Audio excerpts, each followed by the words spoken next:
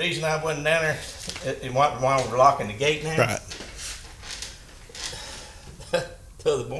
Yesterday morning, I walked out there, looked in the back of my pickup, and my mail's laying in the back of the bed, and there's a bag in there, and I thought, sometimes Dusty will walk around the thing out there to get a little exercise, and I thought maybe he went down the mailbox and got the mail and left it there and forgot about it, so I come back in and I bring that bag. I look in that bag, it's a pair of underwear that somebody didn't make it. And I thought, well, how does this work? And so anyway, I quizzed and says, no, it wasn't me. And asked my daughter, no, it wasn't me. Yeah. The more I got to looking at it, I had left my truck unlocked, and somebody had gone in there and rifled through it, because I ain't got nothing in it anyway. Yeah. That's why it was unlocked, But apparently it was a woman. I think it looked like the contents of the package was a woman, and she did bring me my mail, which she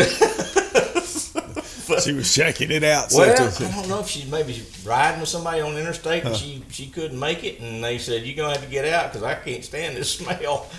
So, but that's why I started locking that gate. Yeah. The kids started coming in, and I thought, well, I'll leave that gate unlocked because they come and go, and I might have to get them a key for the gate because that's interesting. That's why the gate was locked, this morning, and I'd forgotten about it. But so it's been an interesting last few days. That having somebody rifling through your car,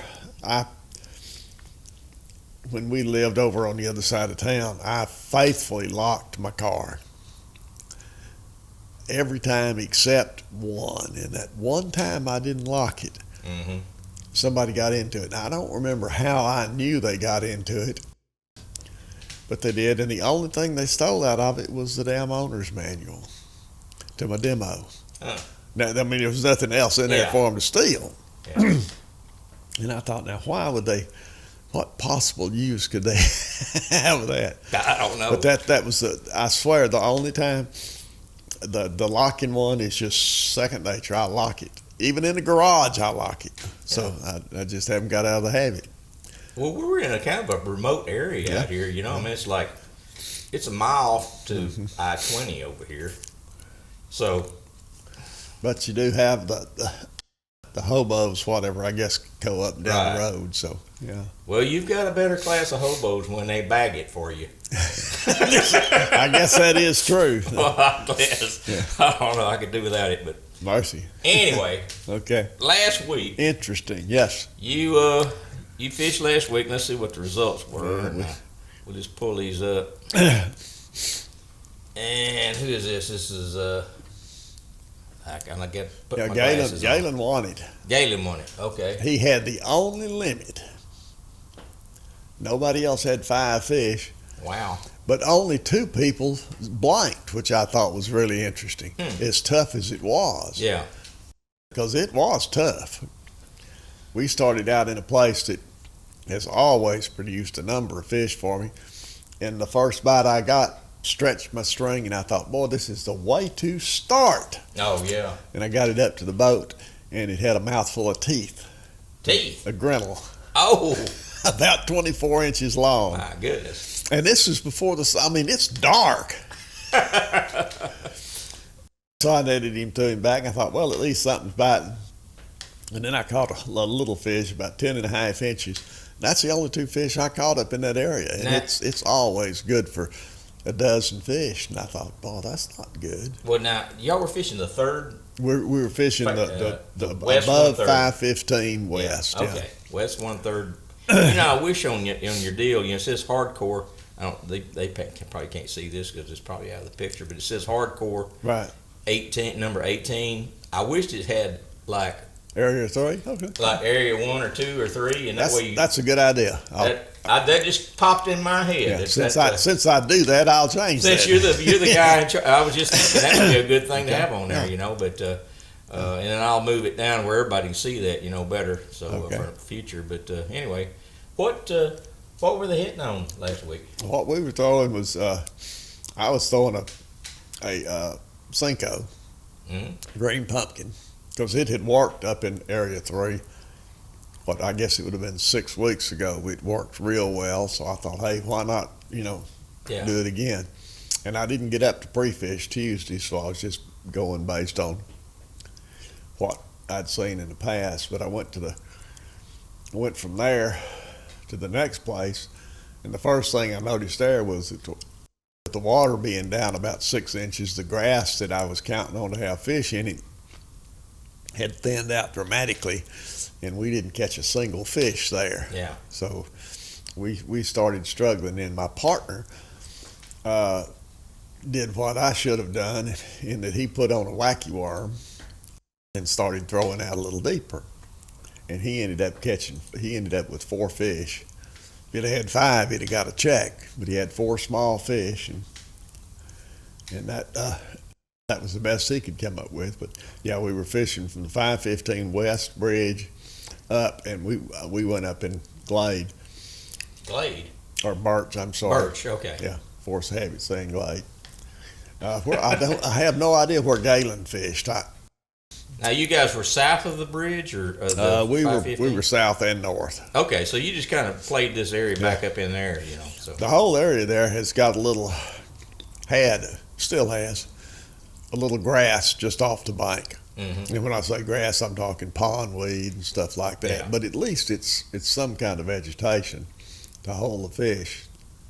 What was your water clarity like up there? Well, typical Birch. It was a little stained. Little It was stained. clean out in the main body of the things, but it was okay. It was good. There was nothing wrong with it. And your water temperature? Water temperature was 86. 86. Yeah.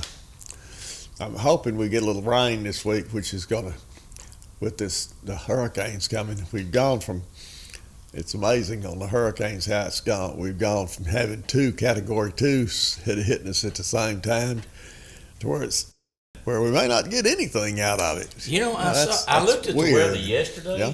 and it said like 28 mile an hour winds, and then today I pulled it up there, and it's nothing like that.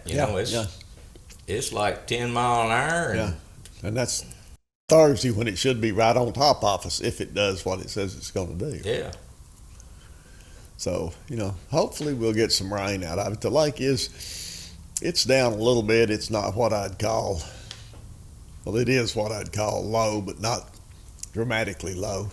So what do you think right here, where it's saying northeast winds, Mm-hmm.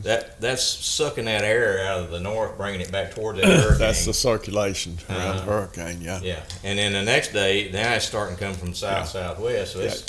It northeast is when it's down, it's south of us, and as it goes up, then it'll swing around and be coming in. Yeah. Hurricane Laura and Marco. Marco's just it's just fizzling. It's not really hardly a hurricane now. It's a tropical storm. Yeah. But it may drop a lot of rain on New Orleans. New Orleans may have some problems because they're going to get both of them right on the money. Well, they said one's going to come in, and then it's not going to have time for the water to recede. Yeah, before 12 hours what they're saying. So they're going to be, bailing water. Yeah, I've contacted my 2 daughters in Houston and told them they're both welcome to come up. Oh, yeah. I don't know. They probably won't. And there may not be any need for it because, especially with the change in forecast. But right. Anyway, if I were to, when I was down there, I wouldn't have run from that. That's not one to run from. That's what they're saying.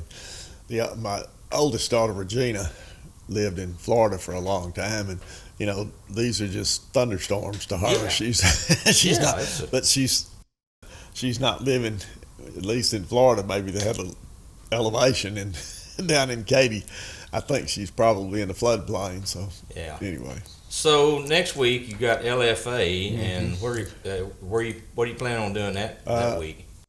Well, this week. I say next week. It's this week. It's yeah, already here. It is. Today's Monday. I keep forgetting it.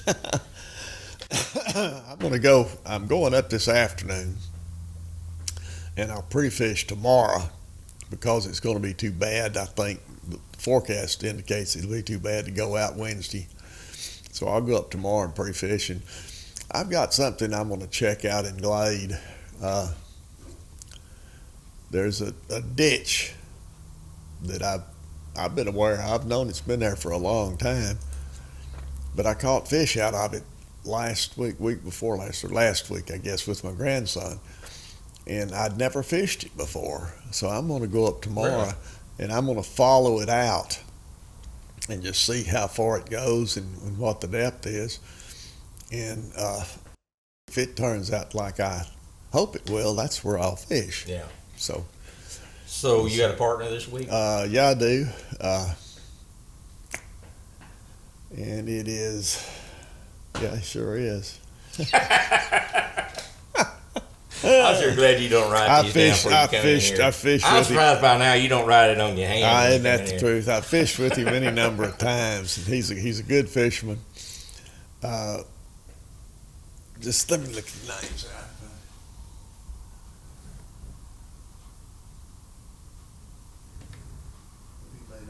He may not have fished last week.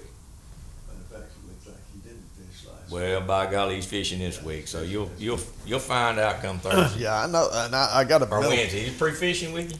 No, his wife has a lot of health problems, and he has somebody that comes and stays with her Wednesday night and Thursday, so he can come down Wednesday night and then fish Thursday. So okay, and his name is Don Cox. Don Cox. Why I can't remember Don Cox, because I used to be Don's lucky charm. He always won at the co-angler side when he went out with me. Last 2 or 3 times I haven't done him much good because I haven't been on any fish. Yeah. But had been on some fish, maybe we'll both have a good day, and we're hoping to be on fish. Yeah, well, you may have something. Yeah. You know, this storm coming in may push something your way then. Yeah. I was looking at the for August. There's virtually nothing for Fork in August. And then I went to September up here. September and starts up again. Right off the bat, you got JC Outdoors, team championship. Were you going to plan on fishing that? No, I haven't fished. I haven't fished hardly any of their tournaments this year. And then you got, I think it was Mad Dog. Mad Dog's been canceled. Oh, no. Oh, yeah, sure it has. Canceled. It was a COVID cancellation. That's the one you won. Wasn't that the one you won the ATV in? Yeah, won an ATV. That's true.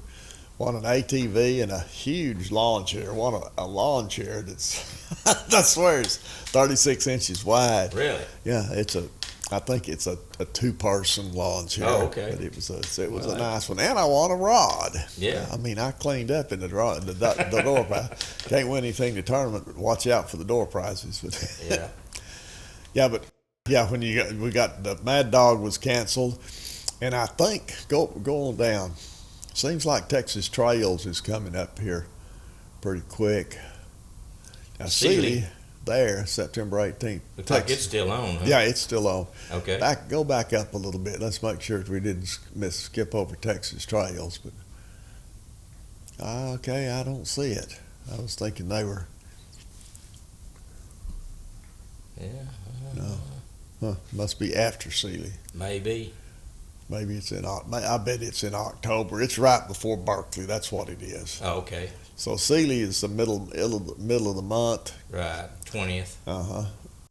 And then that's probably about it for September. It's just a one-day tournament, I guess. No, it's 3 days. Okay, it's Sealy, 3 days. Yeah. There it is. Okay. Yeah, it's Friday, Saturday, and Sunday. And then you got JC Solo. Yeah, I didn't fish enough of those to qualify. Mm-hmm. But October, things go back almost to normal. Yeah. Well, so maybe the end of the year it will be normal. I've got a lot of bass clubs and at different circuits already sending me their 21 schedules, so they're making use of the downtime, I guess, and getting their 21 schedules done. Well, again, for anybody that wants to be in a bass club, this club that Bob's in, Lake Fork Anglers Bass Club, is a really good one to be in. It's $5 to join, and they have a tournament every week. And if you don't have to have a boat, matter of fact, they could use some non-boaters right now. So we're short of non-boaters. Yeah, so just go to bassfin.com, and isn't that where we go? Yeah. And look on there, and there's a fella in there you can send your email to, or he got a telephone number in there, and you can fix you up, and you can be fishing this week probably. You know, if I get this if this video gets out today, you can probably get in there this week. Yeah, that's true. And we're getting a lot of new member applications, and we're getting some non-boaters, but we still have spots open. So yeah. Don't be worried about missing out. Just get your name in the pot. And boaters, you know, it's wide open, you know. Yeah. Like maybe if you already got somebody else that doesn't have a boater, y'all can join together, and that'd make a good deal too, you know. Yeah. So, you can't. If you have a buddy that joins, that's great. But just the fact that you join together, you will not fish together. Right. Exactly. Especially the first tournament. You might, by the luck of the draw, fish together the second tournament, but when you first join, you'll be split up for sure the first tournament. Right. But it's a good group of people, and we're using COVID style techniques or procedures for registration, where you drive by Galen Smith, who's doing it this week, and you hand him $20 and he hands you a score sheet, or he hands your co-angler a score sheet, and then the co-angler goes to y'all's agreed upon ramp, and that's where y'all get together, the co-angler and the boater get together and fish. And then when the tournament's over with, the co-angler brings that score sheet back to the SRA park, which is there at the north end of the 154 bridge, gives it to me or Galen, and you can hang around if you want. There's enough room that we can socially distance. Sure. And then Galen and I do all the scoring on the computer, and we calculate the winnings. And for those that have hung around, and strangely, the ones that hang around usually get a check. I think that's how that works. I guess it's probably because they expect to get a check. Right. But anyway, thinking they're going to get one. Yeah. So we do go ahead and distribute the money for those that are there. Those that aren't there, we give it to them the following week at registration. So it's you can tell your wife you're not really. Put it this way, it's safer than going to the grocery store. Yeah. I know I went in a tackle store in Longview that will go unnamed, and I couldn't believe it. 3/4 of the people in there didn't have a mask on. Yeah. And when I was checking out, there was an older gentleman behind me that did have a mask on, and I asked the cashier who I talked to complain about it, and she said, "Well, corporate tells us we can't do anything about it." And I said, "Baloney. You been to Walmart or any other store? Everybody in there's got a mask on. How do they do it? They probably ask people to wear them. Y'all don't." Yeah. So anyway, I still haven't figured out. I want to do something because I'm 74. I don't like the idea of being exposed to that stuff. Yeah. So anyway, wear your mask. Yeah, that's a good idea. It's lots safer than leaving a bag of poop in the back of my pickup truck either. That'll get you shot. I do have a 12 gauge. Yeah, I hear you. And we have access to a track hole, so. You bury that poop and everything else. Huh? Everything, all of it. Okay. Anyway. Yeah, okay. and I shout out to all you folks that see me during the week. I get a big kick out of it when you say, "Hi, watch you on the computer." That amazes me every time it happens. But anyway, it's mind-boggling. I still don't quite understand it, but yeah, hey, just goes to show how big a following you've got. Well, I'm waiting for it to go to my head, but I don't see it happening anytime soon. So okay. Anyway. Okay. All right, I think we're good. Ain't we? Okay, as far as I know, yeah. We'll go catch some fish. Try to have a good story to tell next week. Yeah, that'd be good.